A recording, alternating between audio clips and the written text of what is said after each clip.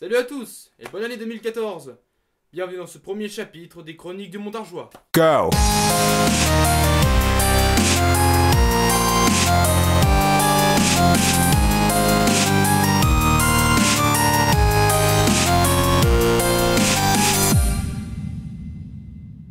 Aujourd'hui, j'ai mes lunettes, ma gorge est mal rasée, mes cheveux sont coupés, et je vais vous parler d'un gros morceau.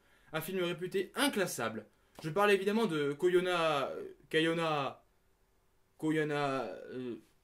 Noyaka, Koda. Ah! Koyana. Non. Nayako, non. Kogano. Koyani. Koyani. Putain!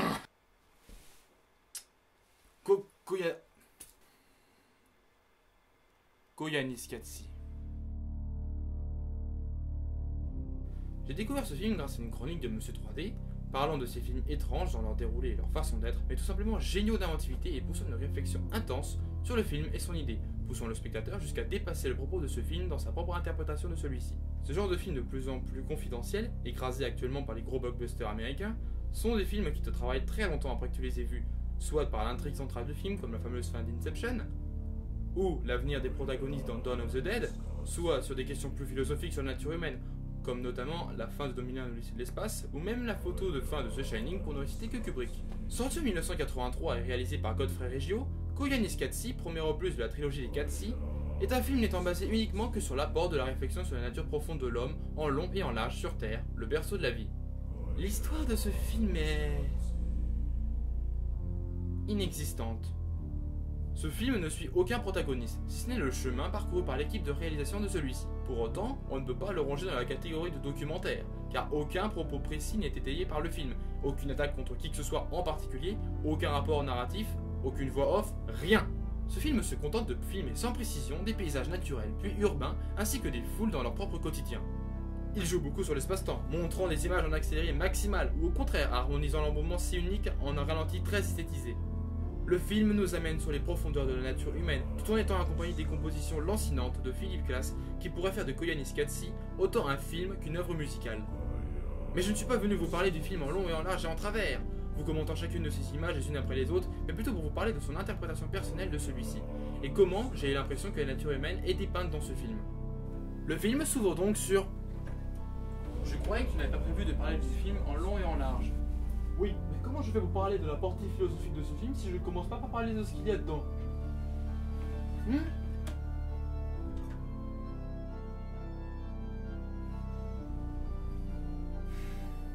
Reprenons.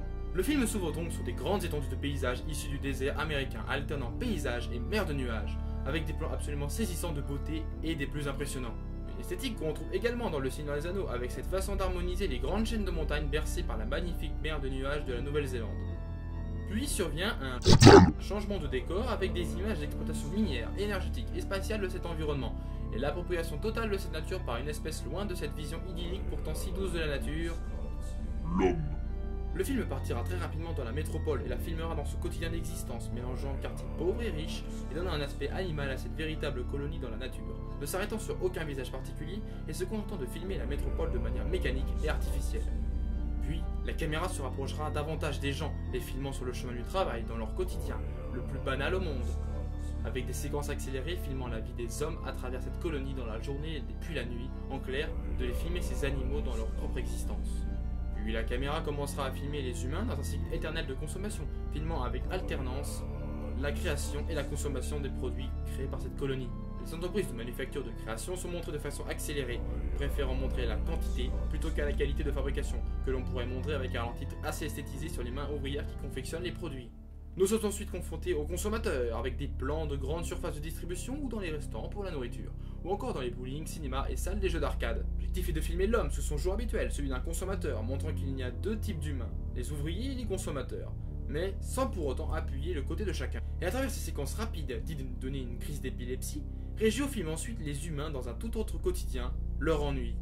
Et il le fait en filmant ces êtres sans but en un ralenti, en se concentrant sur des visages en particulier, bien qu'ils ne seront visibles que de l'espace d'un plan, et montrant leur ennui quand ils ne sont pas au travail ou en train de consommer les bienfaits de la production humaine. Le film se clôt sur l'explosion au décollage d'un lanceur spatial, filmant dans un ralenti toute la beauté de l'explosion du lanceur et la retombée progressive des débris tournoyant en flammes dans le ciel du matin. Comment interpréter toutes ces images? Régio nous met en face d'une espèce animale, pourtant pourvue d'intelligence et d'organisation, succombée à l'aliénation de sa propre existence et condamnée à une vie de servitude à elle-même, au dépit de sa mère nature. Les premiers plans m'évoquent simplement la beauté de la mère nature, sa perfection et son innocence si belle, et fait un brutal changement avec l'espèce humaine, enchaînant les prises de vue sur les usines d'exploitation énergétique, filmant alors l'appropriation de la mère nature et son exploitation à des fins de consommation. L'homme exploite ici toutes les ressources naturelles comme la matière, l'énergie, la faune et même l'espace de cette nature pour la mettre à sa contribution et à son usage personnel. Mais à quel usage est destinée toute cette nature si brutalement arrachée à son nid d'origine? À l'entretien d'un cycle éternel de consommation et d'aliénation de l'espèce humaine, ne vivant que pour produire et consommer à travers les siècles. En cela, l'espèce humaine est très comparable aux insectes, agglutinés en colonies faisant inlassablement la même chose tous les jours de l'année, dans le but unique de consommer les produits de sa propre existence et d'en refabriquer à l'aide de la nature, et ainsi de suite. Retrouver tous les aspects des insectes chez l'homme, à savoir qu'il est tout à la fois. Il est en effet à la fois les ouvrières, produisant lui-même les produits nécessaires à l'entretien de sa colonie, les soldats défendant la colonie contre les envahisseurs, et la reine se reproduisant inlassablement au fil des siècles.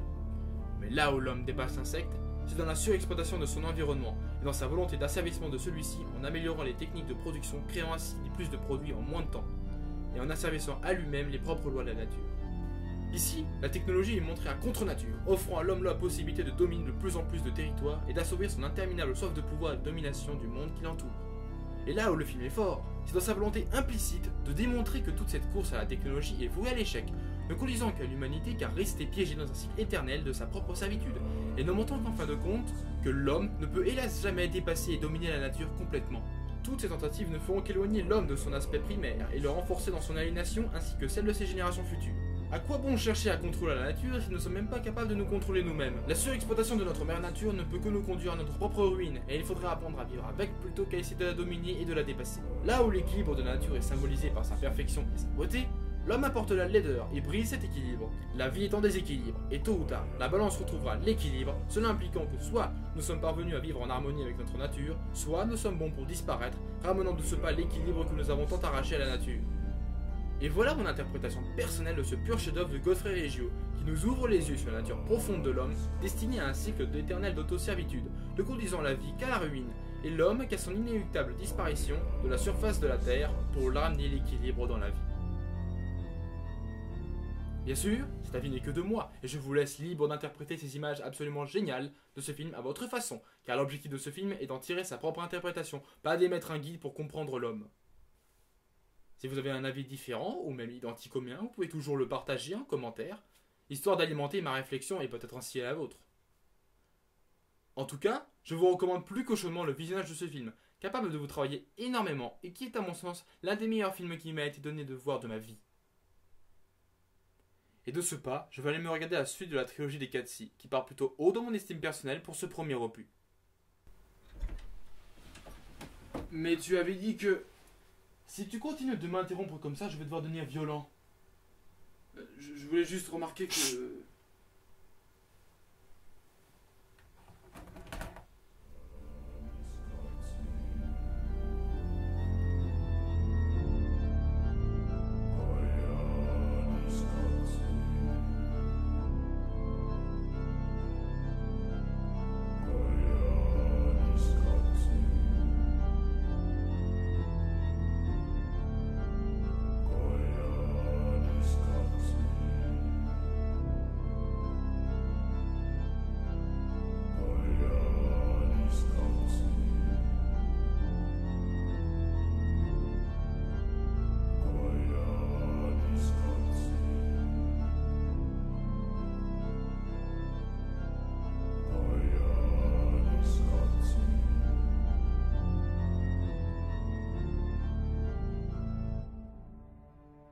Total